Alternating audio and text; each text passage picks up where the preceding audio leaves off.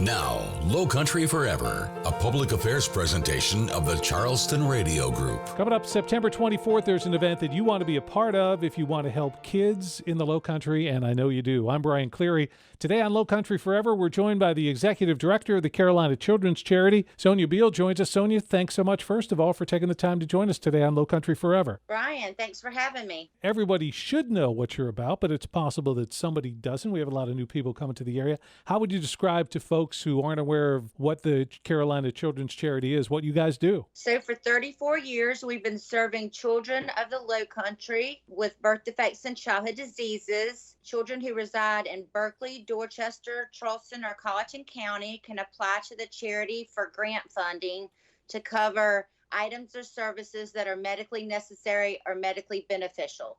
So we help children with equipment, special supplies, therapy, out-of-town lodging if they're seeing a specialist somewhere else to manage their care. So a lot of different categories that we cover to assist children. As you know, having a child with special health care needs is very expensive. So we are the answer for families when no one else is here. And we are a unique local charity, one of a kind. And we want to raise as much money as possible to help this local charity. So you've got the 19th annual 5K partial trail run coming up on September 24th. Tell us a little bit about the run. So we're very excited. So this is an event that is at Palmetto Island County Park. It is a timed race. People can also walk the 5K if they are a fast walker, or there's a 2-mile fun run that was kind of designed for anyone to walk, our families with special needs, or just someone who wants to take a casual walk to support the charity. They can come join us and do the fun walk. The trails are beautiful. I don't know if any of the listeners have ever been there, but it has all these beautiful boardwalks and views of the water, and it's just a gorgeous venue. We have our event on the meadow, and it runs all throughout the park. Now, you guys over the course of the year will have 2-3 big events. This is one of your big ones, and you've been doing it for a while. If I read right, the 19th annual race? Correct. It is our 19th annual event. We started out as a bigger race in another part of town and have been in Mount Pleasant for many years. Like I said, a very wonderful venue and a great setting. And we provide a variety of other fun activities. Not only can people come out and run, but they can do a lot of other fun things that morning when they join us. So it's really going to be a big day of family fun. So for people like me who are lazy and don't run the 4-minute mile or anything like that, I can come out now. If someone is interested in being a part of the run, what's the best way for them to get registered and get signed up? So they can access our website, carolinachildren.org, and there is a link under the Care Give Run section of our website. They can register on Eventbrite. So the run again is coming up on September the 24th. It'll be at Palmetto Islands County Park in Mount Pleasant. We're talking with Sonja Beale. She's the Executive Director of Carolina Children's Charity here on Lowcountry Forever. I'm Brian Cleary, and Sonja, you guys have done an amazing job since 1987 raising millions of dollars that have been given back locally. So people, I think, wow, Carolina Children's Charity, that must be a big organization, hundreds of employees. And then people find out that's not exactly the case. Talk a little bit about your huge staff. So there are 2 of us and a large working board and a very supportive community. So we have a lot of volunteers that come out and support us at our events, and a lot of local businesses that have been our sponsors and supporters for years. And takes a lot of people to raise a lot of money, not just the 2 of us, but like I said, we rely on the generosity and support of so many people because we are very small. And I think people may associate a lot of folks here who have been around in the Lowcountry for a while, go Carolina Children's Charity, firemen, because they know the boot drives that have been done. Talk a little bit about that relationship and how that became about and how the firemen have really supported the Carolina Children's Charity. Absolutely. So in 1987, when we were started, a group of volunteers and a group of firefighters started the charity to keep all of the money that was raised local. So since that time, the firefighters do their annual boot drive for the charity, and people drop money in the boots, and every penny, nickel, dime, quarter helps.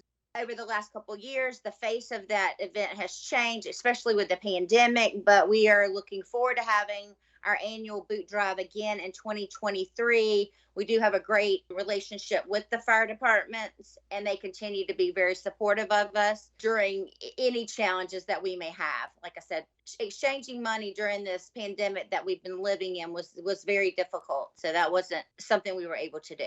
We all hate to talk about it, but you did bring up the P word, so we must. The pandemic, obviously, for an organization like you that relies on, just like you were talking about, exchange of money like that, volunteers, events that raise money, this has had to been a kind of challenging 18 months to 2 years for the organization. How have you managed to plow through and continue forward? I think, Brian, just kind of working hard, working smart, looking at the ways that you could continue to support the kids and try to bring in money, some grant writing, virtual fundraising. We had this event virtually. We also had a virtual auction. So I think it was trying to be very creative and not just sit back because the money wouldn't come in if we weren't actually trying to bring it in some way.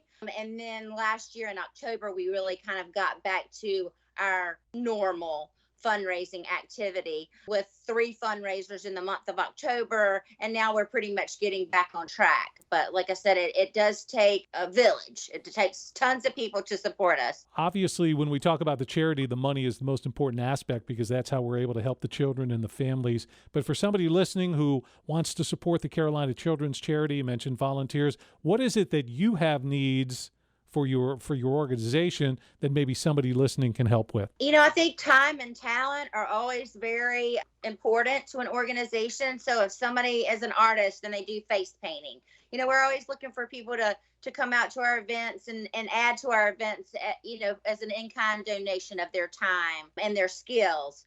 Just volunteering, come and helping us give out water, or working a jump castle, or helping with signage, helping with parking. So anybody, I would say teenagers above that may be listening and their parents, they can contact us and figure out ways that they may want to get involved. Somebody may want to be our mascot at an event.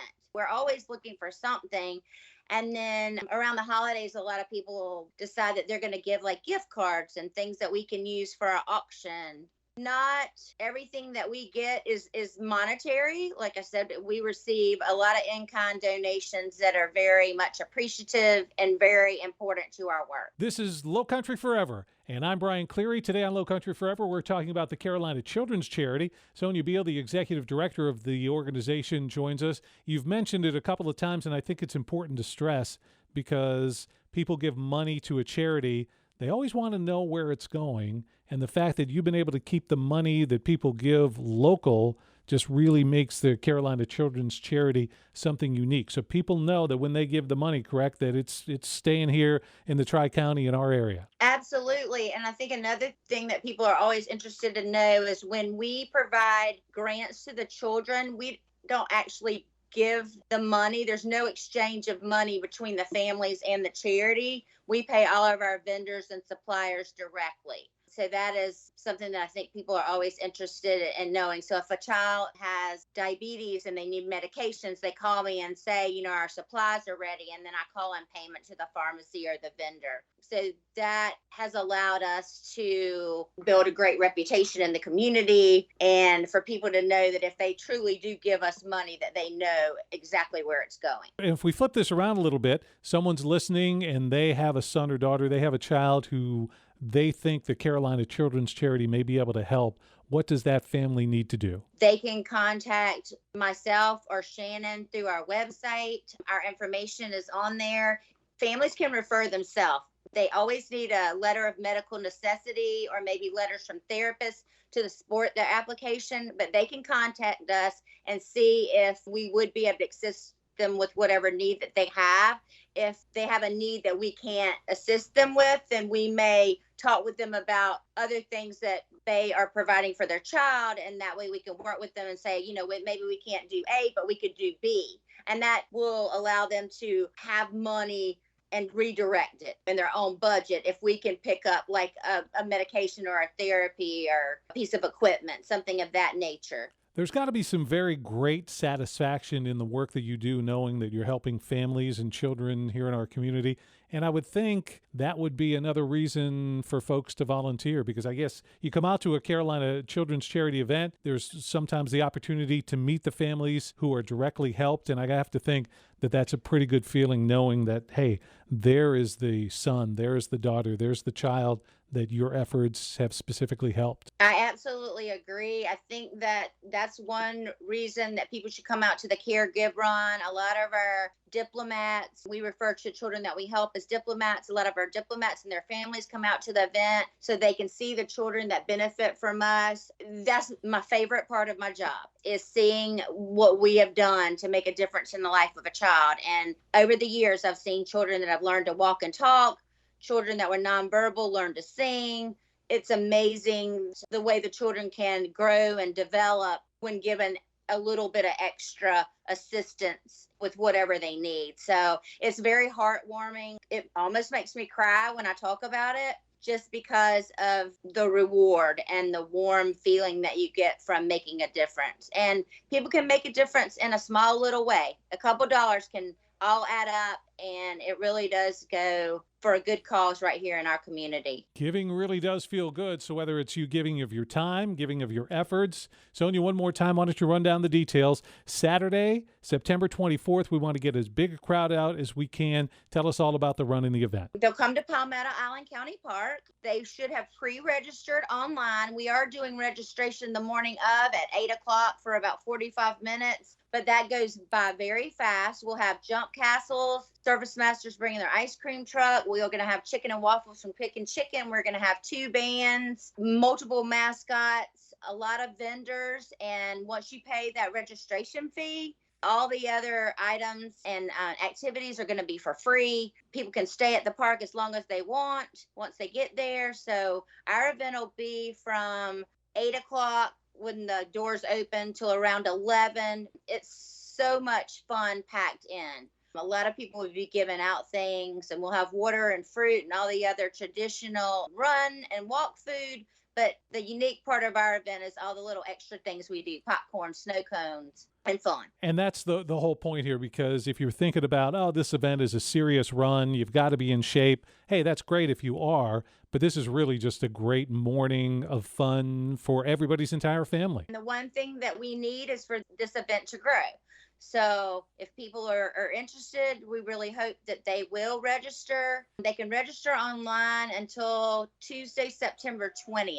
They can go to our website and link up with that Eventbrite link and register. And it's affordable. We've kept it affordable over the years so that families could participate. And you don't need to wait till September 20th. Today would be a great day to do it at carolinachildren.org. Now, Sonja, have you got some support? Are there some sponsors and some folks who have stepped up to help you out with this year's event? Absolutely. We are so grateful for all of our sponsors.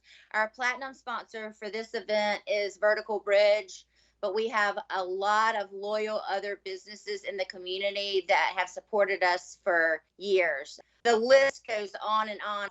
Everybody that is supporting us and supporting our charity, they mean so much to us, and they're part of our legacy. We could not do this without our loyal business sponsors, and we have many, many people that have supported us for many, many years, and we need for that to continue. But we need people also to come out and have fun. And that's what it really seems to be when you talk about the Carolina Children's Charity. It's about the community, the entire Lowcountry coming together, because we're talking about helping local kids and families. Absolutely. It's about local people helping local children. And it could be somebody that lives next door to you, somebody that goes to your church, somebody in the community that needs our help, and you can make a difference. You can find a link to the event on the events page of the Charleston Radio Group station that you're listening to right now. Sonja Beale, the Executive Director of the Carolina Children's Charity, and our guest today on Lowcountry Forever. Did you know sweet tea was created in Somerville? Come celebrate the birthplace of sweet tea. Saturday, September 17th. Somerville is going to be the place to be for the annual Sweet Tea Festival. The Somerville Dream invites you to Hutchinson Square in downtown downtown Somerville for an amazing street fair of local food trucks, outstanding live entertainment, and plenty of delicious, refreshing, ice-cold sweet tea. Plus, you'll be able to vote and decide who has the best sweet tea at this year's festival. Learn more about the annual Somerville Sweet Tea Festival today at somervilledream.org. Join the movement to end breast cancer. Support the American Cancer Society's Making Strides Against Breast Cancer event, Sunday, October 30th at North Charleston's Riverfront Park. Join the movement at makingstrideswalk.org/CharlestonSC. The Charleston Radio Group is the Lowcountry. Every week, we highlight local organizations and events that are helping to make a difference here where we live. If you have a group, event, or an idea to feature on Lowcountry Forever, let us know. Visit lowcountryforever.com and click on our podcast link for contact information. Now, Lowcountry Forever continues. For more than a century, the YWCA of Greater Charleston has worked to eliminate racism and empower women here in the Lowcountry, Charleston, Berkeley, and Dorchester counties. And this year, as they've done over the last couple of years, they're honoring specific women with a What Women Bring program. And it's our subject today on Lowcountry Forever. I'm Brian Cleary, joined by LaVanda Brown. LaVanda is the executive director of the YWCA of Greater Charleston. LaVanda, a busy time for you, but then when isn't it busy at the YWCA? It is always busy at the YWCA. We are not pre-planning, we are post-planning. So there's always something going on. Well, you started in June and early July. You were taking nominations for the What Women Bring event. In terms of the number of nominees that you received, I have to believe you got a lot. We did, and we were surprised because it is during the summer, that we're taking and people are traveling, but we had about a 6-week nomination process and we got just under 80 nominations. A couple of women were very popular and were nominated by multiple people, which just lets you know that they're really making a difference in a lot of lives. But from the 78 or so nominations, we ended up with 10 women from 8 industries that will be honored. It was a hard job. I'm glad I wasn't on the committee. That's right. They can't blame you. But I have to imagine that would be a difficult choice because you've got some women who are very, very impressive who are becoming your honorees. Absolutely. And this is our 5th class of women honorees. And so really, it's like the character and the work of the women that are being nominated just continues to rise higher and higher. And we're seeing women who are really from the grassroots, really doing the work all the way up to the folks that are executives and policy changers and change makers. It runs the gamut. And that's what this award is for. It's to recognize women who are really doing the work and not just their career work, but really doing the work of living out our mission of equity. Walking the walk and talking the talk and doing it in the community. Absolutely. Well, let's get to some names then. That's got to be the big thing. So on October 27th, these women are going to be honored at the What Women Bring event. Tell us about some of those women who have created the class of 2022. What is most exciting about this event is that we're not just having a photo op and giving them an award. We are going to have an opportunity to have a panel discussion and really get to know these women and understand how they have gotten to their point in their career and why they continue to fight for justice. So I am excited to tell you about the women. So we have Sarah Castle, who is the director at Amazon Technical Academy. She's in our business category. We have Ilcia Munez. She is a community honoree, and she is a DOG accredited representative for the Immigrant Connection. And she's actually not from the Tri-County. I believe she's in Greenville. Another community, that was one of those categories where it was so many women and such high caliber that we had to end up with 2. And there's Margie Moore Williamson. She's executive director of the ARC of the South Carolina. She's out of Columbia. Our education is Patrice Black Davis. She's the vice president of student services at Trident Tech. Sharika Myers is the founder and executive director of Every One Voice Matters. She's another education. Entrepreneurship is Shakima Clark Chapman. She's the owner of the Chapman Group with Keller Realty. Government, Natalie Ham. She's the county attorney for Charleston County. Healthcare, we have Simone Ritchie Lee. She's the owner of Birthing with a Purpose, so she's a doula. That's something we hope to introduce the community to the importance of a doula and what that role is like.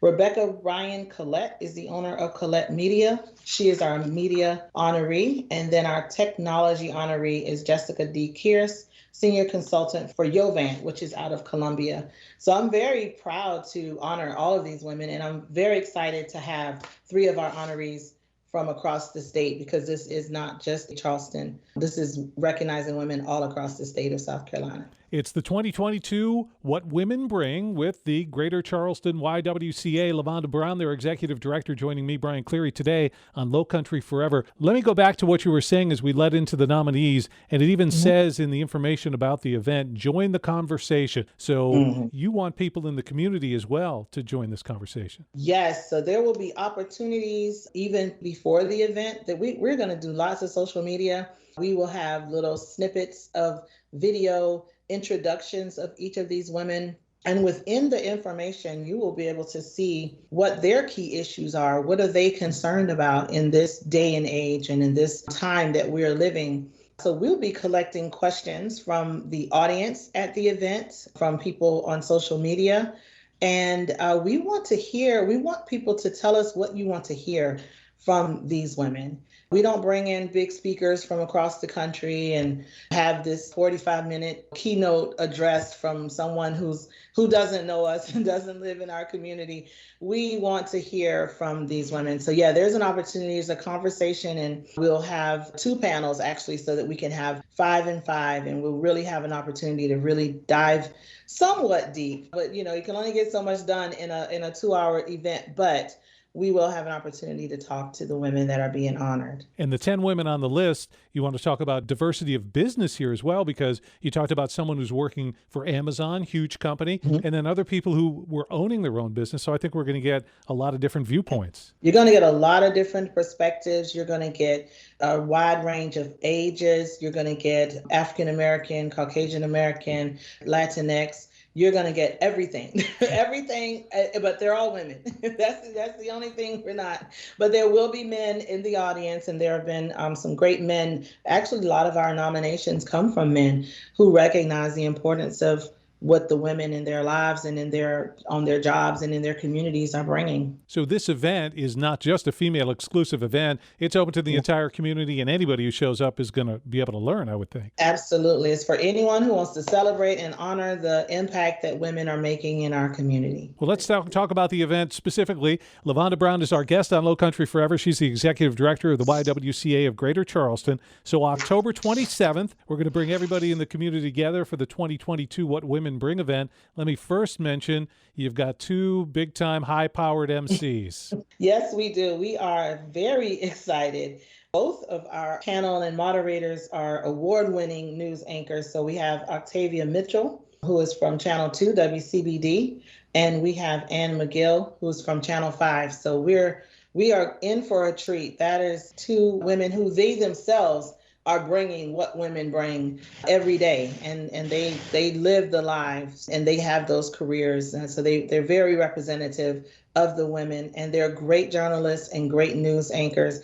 And so I believe that these conversations are going to be outstanding. And this is the first year that we've had Ann McGill join us. Octavia's been doing this for us since inception, and we thought that this year it'd be great to just add a little different touch to it. And we're coming back in person for the first time in 2 years. We're like, we got to do something. We got to do something different. Absolutely. Well, you've led off with 2 amazing women there. Now, the event itself is going to be at where? It is going to be at the Trident Tech Mary Thornley campus on Rivers Avenue. So it's going to be in that conference center. I believe that's building 900. It's going to be in the grand ballroom, but we're also going to have a pre-event. So there's going to be about 45 minutes of networking before the doors open for lunch. So about 11 o'clock, the doors are open to the pre-event space. We'll have some energy, some music. We'll have a few vendors, some women-owned businesses, so that we can support, but also recognize some of the work that women in the community are doing to help other women. So there'll be a few vendors there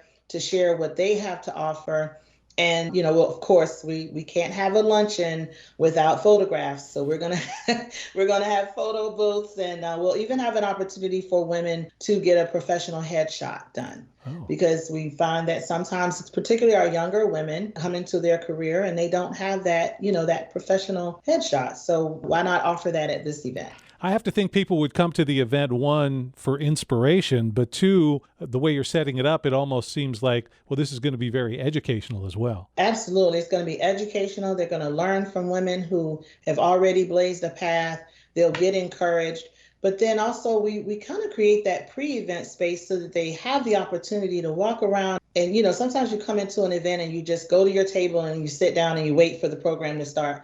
We want people to see other people. And I tell you, this event, when we were in person, there are, young adults early in their career in their 20s. And then there are the women who have been supporting the YWCA since they were in their 30s. And now they're, in their 70s.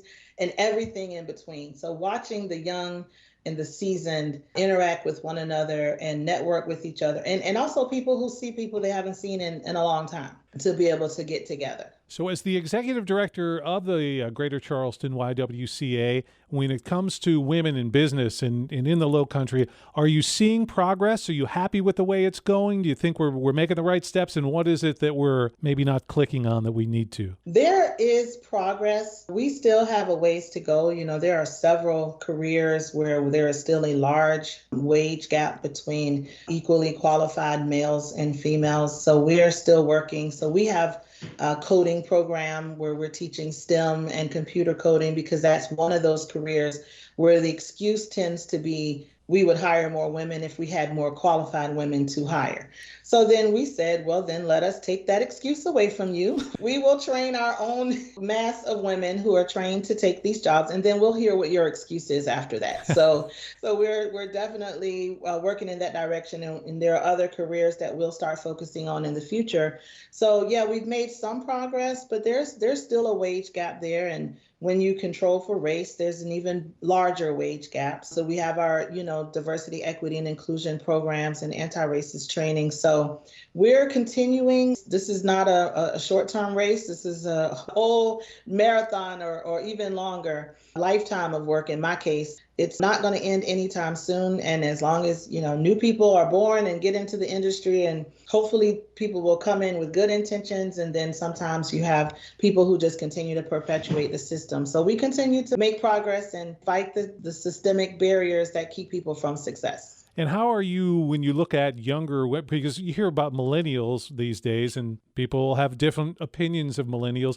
Are you encouraged by teen and young women in their 20s with the progress and how are they taking this challenge on? I am very impressed with the young women of today. I feel almost like I kind of missed the whole thing because I feel like I see the stories of the young women who were fighting in the 60s and, the 40s and 50s. And then now since 2020, the women who have been doing, I feel like I kind of missed that. I missed that boat. I kind of benefited from what was going on when I came on the scene, but now I get to witness it and loosely support because these women they are powerful and they are vocal and they are true advocates. But we do have a leadership development and advocacy program for high school girls to help. And I say loosely because they already know what they want and they're very vocal about it. But we sort of provide a structure for them to really understand how to be advocates and how to be leaders. So yeah, I'm very impressed. And I think that if anybody can get it right, this is the generation that's going to do it. So we've got a lot of women who are making a difference. They'll be honored. The 2022 What Women Bring event, October 27th. LaVanda, if somebody wants to be a part of the event and attend, what do they need to do? YWCAGC.org. And it is literally the first thing you'll see on our website. You can register, you can sponsor. Certainly, we want everyone to check out our social media and find out about these women. You may know many of them from your work or just from the community. Follow them, follow us, and share the information so that people will come out and support the work. Even if you can't make the event, you can, in this day and age and technology, you can support people in a variety of ways. So yes, definitely YWCAGC.org. And by attending the event, I'm not only helping myself, but I'm going to help the Greater Charleston YWCA. This event supports all of the programs that I mentioned, and all of those programs are at no cost to our participants. So coding and leadership development, even our women's entrepreneurship program. This is the event that helps to support that work. Get to the website and get your tickets today, YWCAGC.org. LaVanda Brown is the executive director of the YWCA of Greater Charleston and our guest today on Lowcountry Forever. Saturday, September 17th. Honor the heroes of 9/11 and those who've served our nation since. Make plans now to be a part of this year's 9/11 Heroes Run, sponsored by Nucor Steel and Holy City Heating and Air. The run benefits the Travis Manion Foundation, which strives to unite and strengthen communities. Both volunteers and participants are needed for this year's 5K event. Sign up now and run to remember. Get volunteer and race information at 9/11 Heroes Run Charleston, sc.itsyourrace.com.